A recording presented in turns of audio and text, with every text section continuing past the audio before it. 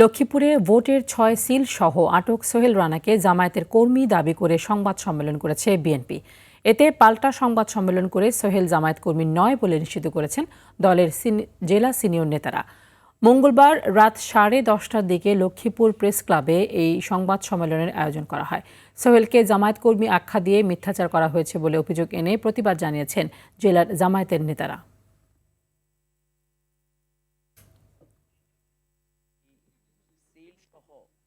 একজন ব্যক্তিকে গ্রেফতার করা হয়েছে।